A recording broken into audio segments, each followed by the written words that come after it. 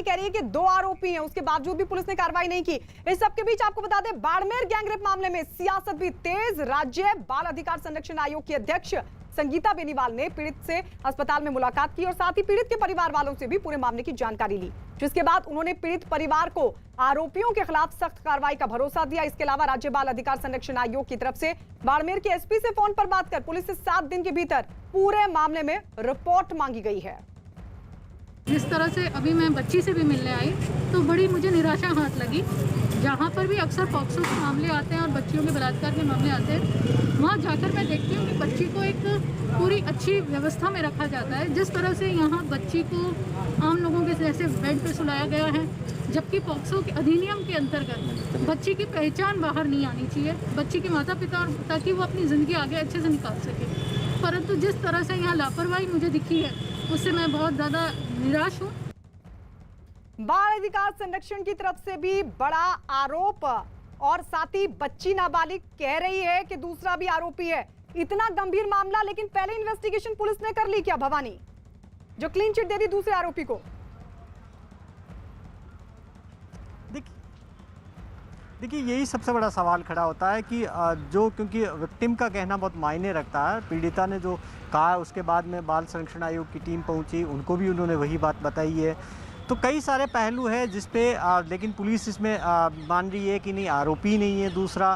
तो पुलिस इस पूरी थ्योरी को वहीं फिक्स करने की कोशिश कर रही है कि एक ये कहना चाहती है कि ये अननोन पर्सन नहीं था, दूसरा वो ये कहना चाहती है कि एक ही एक्यूज था जिसको हमने अरेस्ट कर लिया। जी भवानी, पॉक्सो एक्ट लगा है क्या इस पूरे मामले में? बच्ची नाबालिग है क्योंकि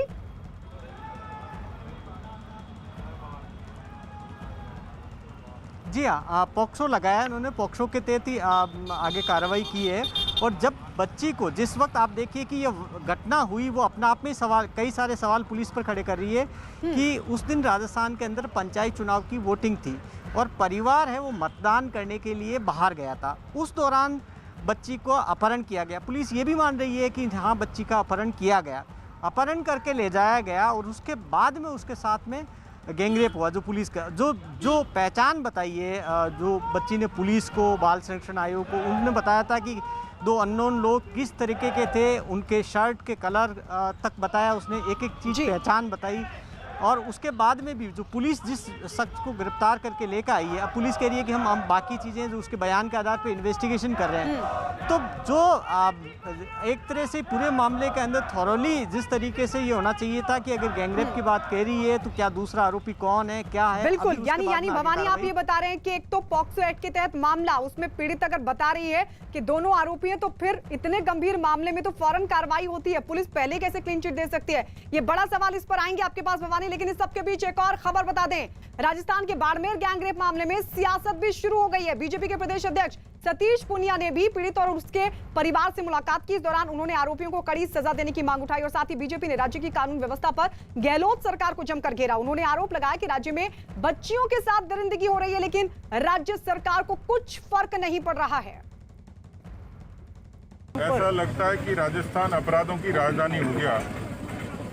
4,35,000 मुकदमे पिछले 20 महीनों में दर्ज हुए हैं, जो सरकार की कमजोरी का एक वानगी पेश करती हैं। ऐसा लगता है कि अशोक गहलोत जी पुअर डैडी हैं, बुरे पापा हैं, जिनको राजस्थान की बहन बेटियों की इज्जत की परवाह नहीं है। वो अपनी कुर्सी बचाने में ज़्यादा फिक्रमंद हैं बजाय किसी अबला की इज्जत बचाने में। उधर सचिन पायलट ने बाड़मेर मामले में सरकार का बचाव किया। उन्होंने मामले में फौरन कार्रवाई का दावा किया और साथ ही बीजेपी को भी जमकर घेरा। अपराध कहीं पर भी हो, किसी के राज्य में हो, किसी पार्टी की सरकार हो, अपराध होने के बाद वहाँ का प्रशासन, वहाँ की पुलिस, वहाँ की सरकार क्या रवैया अपनाती है, इस बात को जनता देखती है। तो सियासत भी शुरू हो गई है भवानी। उधर बीजेपी लगातार हमले कर रही है तो कांग्रेस बचाव में, लेकिन सवाल कांग्रेस पर भी है। सवाल ये कि प्रदेश बदलते हुए आपकी राय कैसे बदल जाती है? हाथरस में आप इतना जोर शोर से मामला उठाते हैं, राजस्थान में आपकी खामोशी, और सवाल बीजेपी पर भी। बीजेपी आखिर क्या कर रही है? मुख्य विपक्षी पार्टी वहां पर, सरकार अगर काम नहीं कर रही है, अगर महिलाओं को सुरक्षित नहीं रख पा रही है, तो एक विपक्षी दल के नाते बीजेपी क्या कर रही है?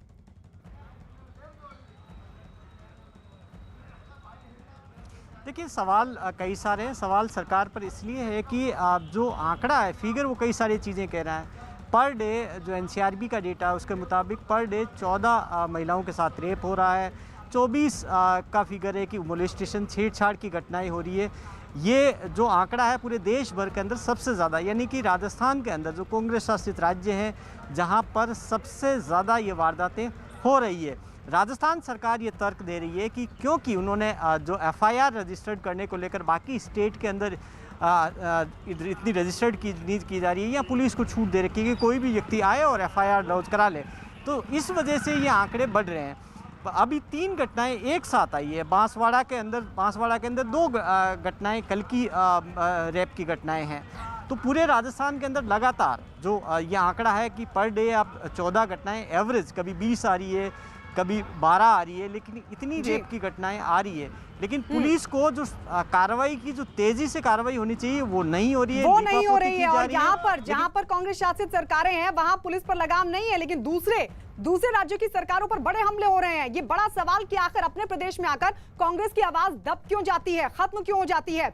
भवानी, लौटेंगे आपके पास, आप लगातार अपडेट देते रहिएगा। लेकिन इस सबके बीच ये भी बता दें, हाथरस केस से जुड़ा हर अपडेट, हर खबर देखिए news18india.com पर। न्यूज 18 इंडिया NBA का सदस्य है।